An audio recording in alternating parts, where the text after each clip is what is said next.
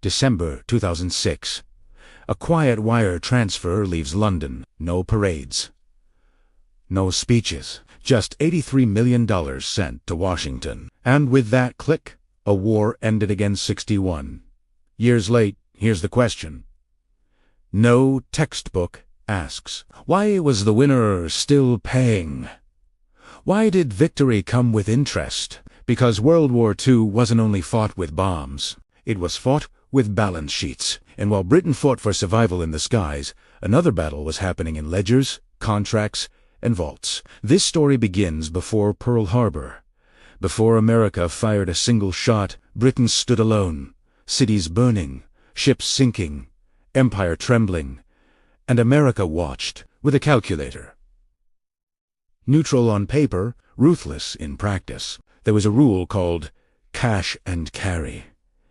Sounds harmless. It wasn't. It meant Britain could buy American weapons only with cash. Only up front, only transported on British ships, no credit. No mercy. Gold first. Survival later. So Britain paid, not with promises. With its spine, gold bars crossed the Atlantic under Naval Guard family Silber. Overseas investments built over centuries. Railroads, mines, oil fields, one by one, liquidated, not because Hitler demanded it, but because America did. Here's the conspiracy-adjacent twist they'd never emphasize. Lend-Lease wasn't generosity, it was leverage. Before a single dollar of aid flowed, U.S. Treasury officials demanded proof Britain was truly broke. Not hurting? Stripped. Empty. Bleeding. And when Britain hesitated, America applied pressure where it hurt most. Forced sales, fire prices, assets dumped while bombs fell on London. Buyers knew Britain had no choice. That's not aid. That's foreclosure during a house fire, all of it wrapped in friendly language. Alliance? Democracy, shared values. But behind closed doors, the terms were cold, precise, mathematical. This is why the empire vanished without a final battle. No surrender ceremony. No invasion, just signatures. Clauses. Interest rates. By the time the war ended, Britain hadn't just spent money, it had sold the future. Markets, bases, influence, power. And the final bill wouldn't come due until 2006. So before we talk about heroism, or friendship, or who saved whom, there's something darker we need to examine. Because what happened to Britain wasn't an accident. It was a blueprint, and once you see it, you can't unsee where it's been used again. That realization changes how you view allies, wars, debts, rescue stories, and the comforting myth that power is ever given without a price to desperate nations. September 1939. Britain declares war on Germany and unknowingly signs its own financial death warrant. At that exact moment, the United States does something that looks neutral, but functions like a chokehold. Congress activates the Neutrality Acts. No loans, no credit, no mercy. Only cash and carry. Here's the trap. Britain can't fight a modern war without American industry. Aircraft engines, oil, steel, ammunition. The factories of Detroit and Pittsburgh aren't optional, they're lifelines. And America knows it, so Britain starts paying. Fast. In just 7 months, something unprecedented happens. The richest empire in human history burns through its liquid wealth. Not slowly, not gradually, instantly. Because modern war doesn't pause for accounting, then comes Operation Fish. Picture. These. June 1940. German U-boats roam the Atlantic. Britain loads nearly its entire gold reserve onto ships and sends it overseas. Gold bars, bonds, securities. National treasures, the physical embodiment of imperial power placed in American and Canadian vaults. This wasn't aid. This was exile. $7 billion worth of wealth crosses the ocean, the largest movement of physical assets ever recorded. And by November 1940, it's gone. Spent, converted into American invoices. Here's the uncomfortable detail. Britain is still ordering weapons after the gold runs out. Still signing contracts, still fighting. But now, there's no money left to pay. That's when Churchill writes to Roosevelt. History frames it as a plea between friends, a desperate request for help against tyranny. But read it closely, and something else appears. Churchill admits total bankruptcy, not weakness, not strain. Zero. Empty. Britain can't pay another dollar. And here's where the mythology begins. We're told Roosevelt wanted to help, but faced political resistance. So he invents Lend-Lease, the garden hose story. The neighborly metaphor, a beautiful lie. Because behind the scenes, the U.S. Treasury has a different view. They don't ask, how do we save Britain? They ask, what does Britain still own? And before any aid is approved, America demands a full inventory. Every asset. Everywhere. Government. Private citizens. Global holdings. Think about the power dynamic. Britain is being bombed nightly, and America's condition for survival assistance is financial strip-search. The British negotiators understand the danger. Forced sales during wartime mean disaster. Assets dumped at half value. Long-term income destroyed. Post-war collapse guaranteed. They say this out loud. The answer from Washington is simple. Shell first. Then we'll talk. This is where the war quietly changes sides, not militarily, but economically. Because what's coming next isn't alone. It's liquidation disguised as rescue, and the first sacrifice will shock you. The U.S. Treasury needed proof. Not words. Not promises. A body on the table.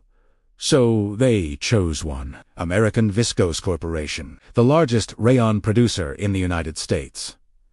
Profitable. Strategic. And crucial, this wasn't random. American Viscose paid millions in dividends back to London every year.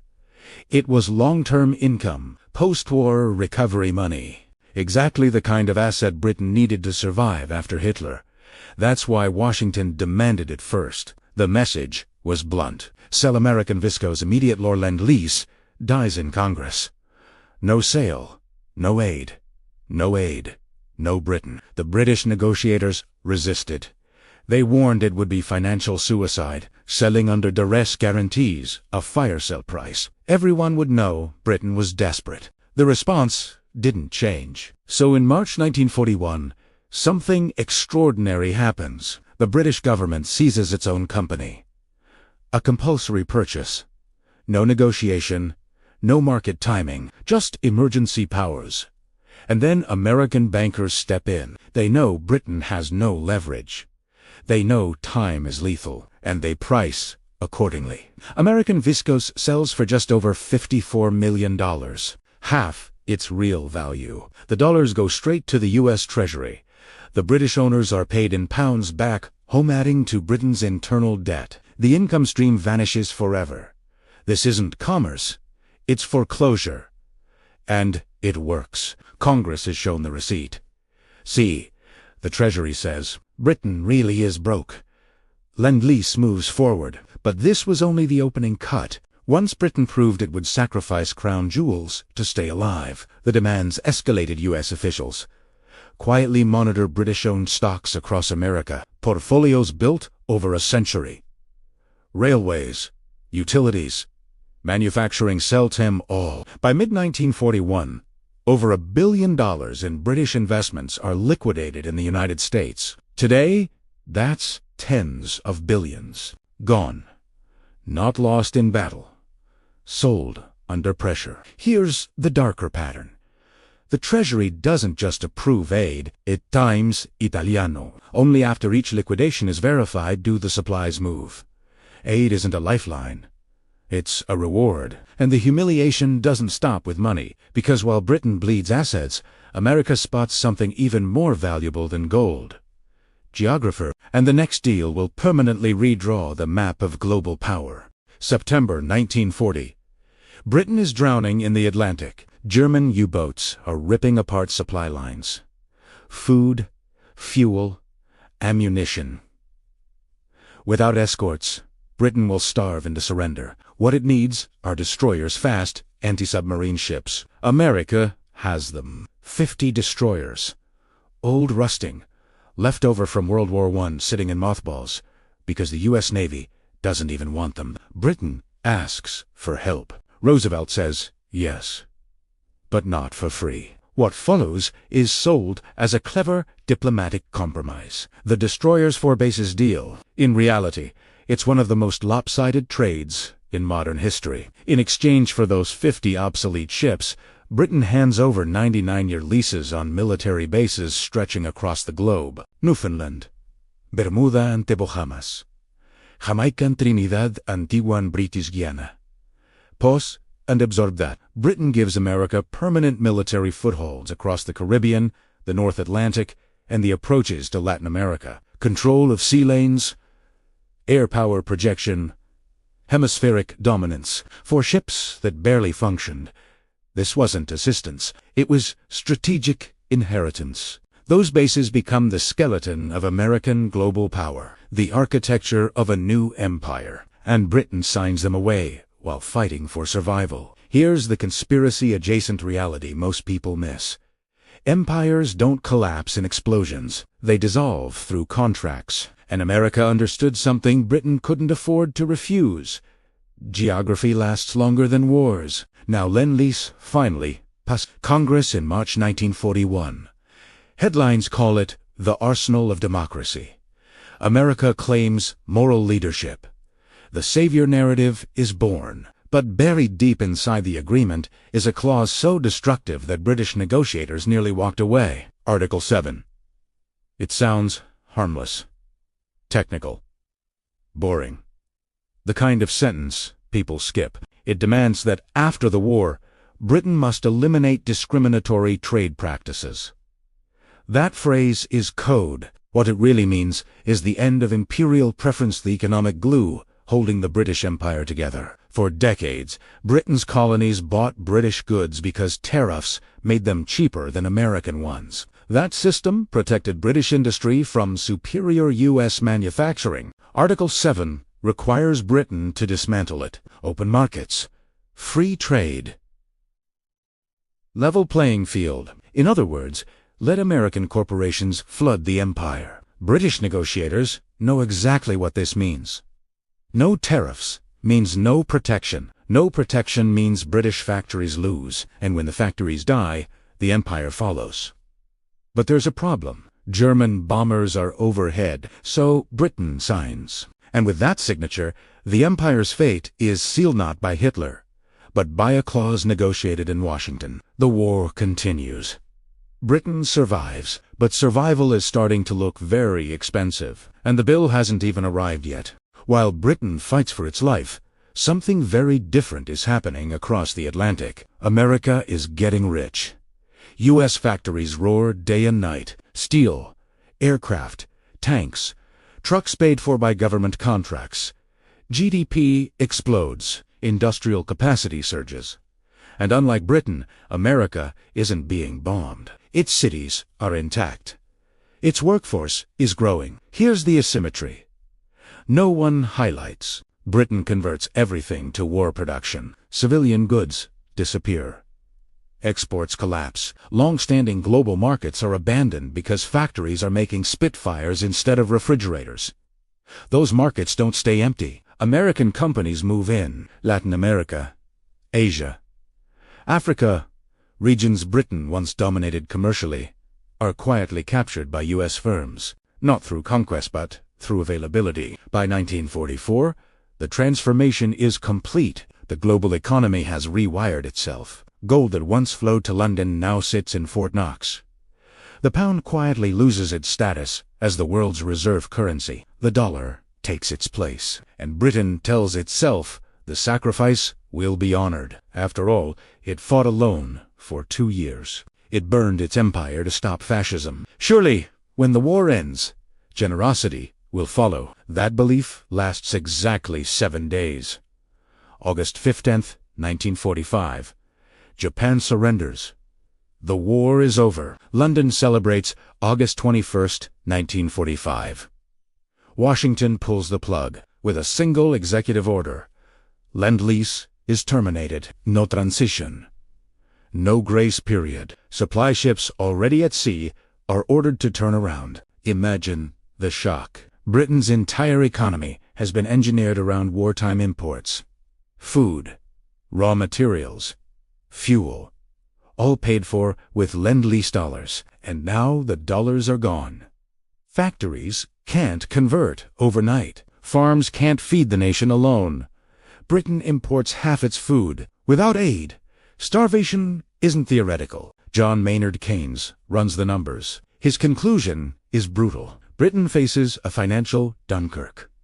Default, hunger. Collapse, wit and mons. There is only one option left.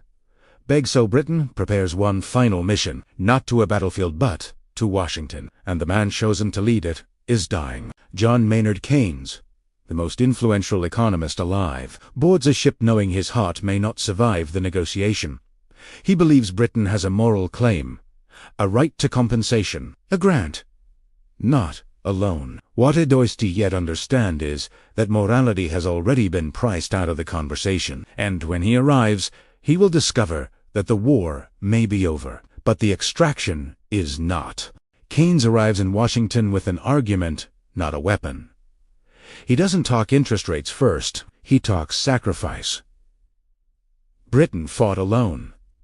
Britain held the line. Britain bankrupted itself so the world wouldn't fall to fascism. Therefore, he says, America should help rebuild, not profit.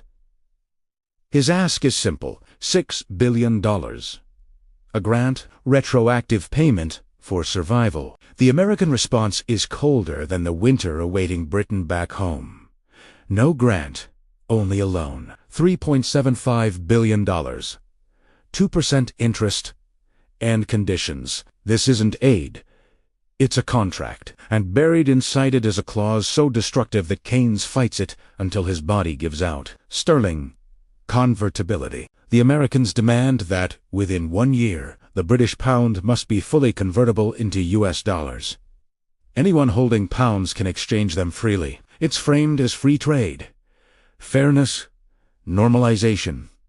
But it's a trap. During the war, Britain forced its empire to accept pounds for goods but blocked conversion to dollars. Colonies had money they could only spend on British products.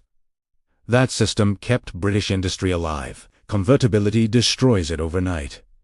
Keynes knows exactly what will happen. The moment the gate opens, the world will dump pounds and rush to dollars, because American goods are better, cheaper, available. Britain will hemorrhage reserves instantly, Keynes argues. Pleads, collapses from exhaustion, but the alternative is starvation. Britain signs. The agreement is finalized in 1946. Keynes dies months later. His heart gives out before he sees the consequences unfold. They arrive fast. The winter of 1947 is the coldest in British history. Coal freezes. Power stations fail. People huddle in unheated homes. Then, in July 1947, the pound becomes convertible. What follows is financial carnage. In weeks, hundreds of millions of dollars leave Britain. The lone vape. After just 5 weeks, Britain is forced to suspend convertibility, having burned through a quarter of the money for nothing. Humiliation becomes policy, and the damage isn't just economic, it's geopolitical. Britain sends a telegram to Washington. We can no longer afford Greece or Turkey. For a century, Britain had blocked Soviet expansion in the region. Now it walks away. America steps in. The Truman Doctrine is born. Not as ambition but as inheritance. This is the moment. The baton passes. Quietly. Officially. Britain is no longer a superpower. But the debt remains, and it will outlive empires, governments, and generations. The collapse isn't dramatic. It's administrative. In 1949, Britain devalues the pound. Overnight, the nation becomes 30% poorer relative to the world. Savings shrink. Wages fall. Pride evaporates. And still, the checks keep going out. Year after year, the British Treasury sends payments to Washington. Through booms, through recessions, through political revolutions, the interest never stops. This is the quiet genius of debt. Empires fall loudly, debts endure silently. By the time the final payment is scheduled, most people have forgotten why it exists. Children are born, prime ministers rise and fall. The empire becomes a museum memory, but the obligation remains. December 2006. The last payment is sent. 61 years after victory. 3 generations paid for a war they were told they won. So who benefited? Start with the architects. Henry Morgenthau Jr., U.S. Treasury Secretary, orchestrates the liquidation. He emerges wealthy, respected, untouched by consequence. American banks that handled the forced sales collect millions in fees. Fire sale pricing means instant upside for buyers. Corporations that acquire British assets double their money overnight. Income streams shift permanently across the Atlantic and the United States government. By 1945, it holds 2/3 of the world's gold. The dollar becomes the global reserve currency. American bases ring the planet. Thesis empire not conquered, but financed. And here's the unsettling pattern. Britain wasn't unique. Germany is rebuilt, but only after opening its markets and hosting U.S. bases. Japan is reconstructed but becomes strategically dependent. South Korea prospers but, under permanent American protection, crisis, dependency, concessions, every time. This is how modern empires operate. Not with flags, with terms. Britain's tragedy is that it entered the war as the world's banker and exited as a client, not defeated, acquired. But the final twist is still coming, because the story most people tell about World War II isn't just incomplete, it's inverted. And once you flip it, the special relationship looks very different. Here's the lie that survived the longest, that America saved Britain.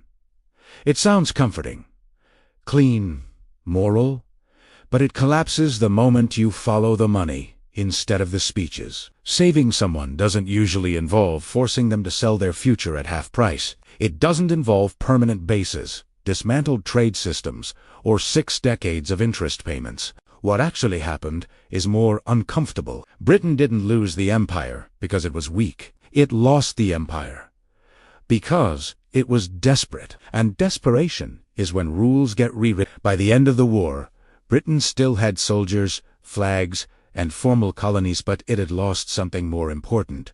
Control. Control over currency, over trade, over strategy. From that point on, British foreign policy had a ceiling.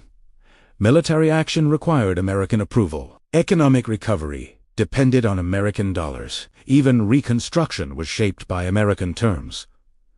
The empire existed on paper. Power had already moved. This is why decolonization accelerates after 1945. Not because Britain suddenly became moral, but because it could no longer afford empire. The economic engine was gone. The preferential system was dismantled. Markets were open to U.S. competition. Once the money flows change, politics always follows. And here's the conspiracy-adjacent insight. This wasn't chaos. It was design. The U.S. Treasury didn't just react to events. It anticipated outcomes. It knew Britain couldn't refuse. It knew assets sold under fire would reshape the world permanently. This is why the handover looks so smooth. No war between allies, no confrontation, just contracts quietly doing what armies once did. Britain didn't collapse. It was absorbed. And the most powerful part, the narrative flipped. America became the hero. Britain became the grateful junior partner. The transaction disappeared behind mythology. But if this happened once, it can happen again. And if it's happened again, then maybe it is still happening now. That question is the real reason this story matters. Because the past isn't the warning. The pattern is. Once you recognize the pattern, it shows up everywhere. Not invasions. Invitations. Not conquest. Contracts. Not occupation. Assistance. The playbook is always the same. A crisis hits war. Collapse. Financial panic. The ally runs out of options. That's when help appears with conditions quietly attached. Open your markets. Host our bases. Align your policies. Accept our currency. Sin. This is why the British case matters more than any other. It was the prototype, the first large-scale demonstration that empire could be transferred without firing a shot. Before 1940, Britain set the rules. After 1945, America did. The switch wasn't announced. It was audited. And notice something else. None of this required malice. No villains twirling mustaches, just institutions acting in self-interest, using leverage created by catastrophe. That's what makes it powerful. Britain's leaders weren't fools. They saw the danger and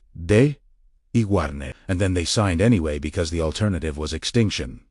That's how coercion works when it's legal. Today, people argue about whether the United States is an empire. They look for colonies, governors, maps. They're looking in the wrong place. Modern empires live in balance sheets, in reserve currencies, in debt obligations, in security, guarantees that can't be replaced. Britain's empire fell, not when flags came down, but when financial autonomy disappeared. And here's the quiet irony. The very tools America used on Britain-aid loans, stabilization, reconstruction, are celebrated as benevolent innovations. They can be, but they are also instruments of control, and once a nation enters that system, exit becomes nearly impossible without collapse. Britain learned that first, others learned it later. Some are learning it now. So the question isn't whether America looted Britain. The question is whether anyone ever escapes the deal once they accept it, because the final lesson of Lend-Lease isn't historical. It's structural. And that brings us to the ending most people never think about. This is the conclusion nobody teaches in schools. Britain defeated Hitler, but it lost everything else economically, strategically, globally. The empire it spent centuries building was liquidated in years under the guise of alliance. The pound, the gold, the markets, the trade agreements all gone, quietly repurposed to empower another nation. 61 years of debt payments later, the story still echoes. Generations of British taxpayers funded a war they won, but also funded the rise of a new global hedge. That's the hidden cost of survival. And the blueprint hasn't changed. Crisis creates leverage. Leverage extracts concessions. Concessions transfer wealth and influence. Allies can fall without a single shot fired, not because they were weak, but because desperation makes even the strongest nations vulnerable. This is the reality behind the special relationship myth. Britain gave everything. America took everything. And the world moved on, thinking it was generosity. But the documents, the numbers, and the payments tell a different story, one of strategy, patience, and financial precision. So next time someone praises the Lend-Lease Act as a heroic act of democracy, remember, heroism and extraction can look the same on paper. History isn't just about battles won. It's about how the winners decide to structure power after the war ends. Because Britain may have survived Hitler, but it didn't survive its ally. And the lesson of Lend-Lease: survival often comes at a price far higher than victory.